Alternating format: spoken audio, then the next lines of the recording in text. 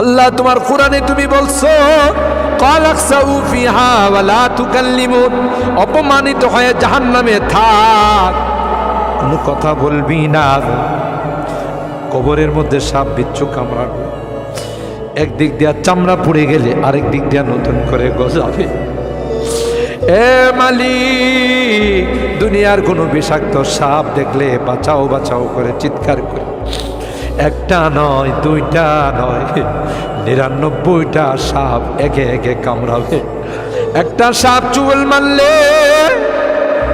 99 হাত মাটির নিচে চলে যাবে, বিচ্ছু কামড়াবে।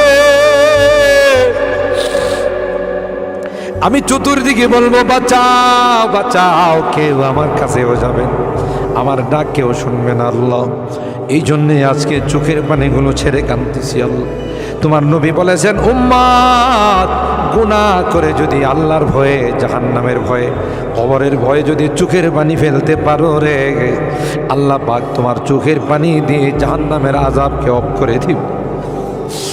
এ মালিক, এই বুড়া মানুষগুলো কান্দে, পর্দার আড়ালের মা বোনরা কান্দে আল্লাহ, আমার যুবকরা কান্দে, আলেম ওলামারা কান্দে।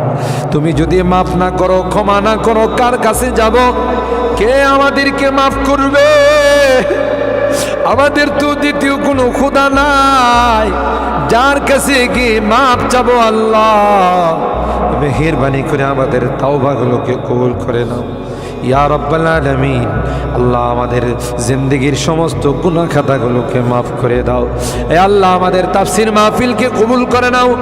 এই তাফসীর মাহফিল যে মুরব্বীরা শুরু করেছিলেন, অনেক মুরব্বীরা আমাদের মাঝে নাই, অন্ধকার কবরের বাসিন্দা হয়ে গেছে, আর কোনো দিন আমাদের তাফসীর মাহফিল আসবে না। কে জানে, কে জানে আমরা যারা বসা আছি আগামী বছর এই তাফসীর মাহফিলে আসবো না, জমিনের নিচে চলে যাব। ও মালিক, মালিক আল্লাহ আমাদের কেউ নাই, তুমি বিনে আমাদের কেউ নাই রে আল্লাহ। একটা মা যদি হারানো সন্তান পায়, মা বুকিনে কুলনে চুমু খায়, আমরা শয়তানের ধোঁকায় পড়ে রাস্তা হারাইয়া তোমার রাস্তা ছেড়ে দেয়া কোনার রাস্তায় চলে গেছিলাম। বিজাতিদের উৎসবে আমরা উৎসাহিত হয়েছি, আজকে মাপ চাই, মাপ চাই, তাওবা করলাম আল্লাহ, আর জীবনে কোনো গুনাহ করব না। ও মালিক, এই তাফসীর মাহফিলে যারা কথা দিয়ে, পরামর্শ দিয়ে, টাকা পয়সা দিয়ে সাহায্য করেছে আল্লাহ, সকলের দানগুলোকে কবুল করে নাও ইয়া আল্লাহ। আজকে তৃতীয় দিন, আরো যে দিনগুলো আছে আল্লাহ, প্রত্যেক দিন ওলামাদের কাছ থেকে মুফাসসির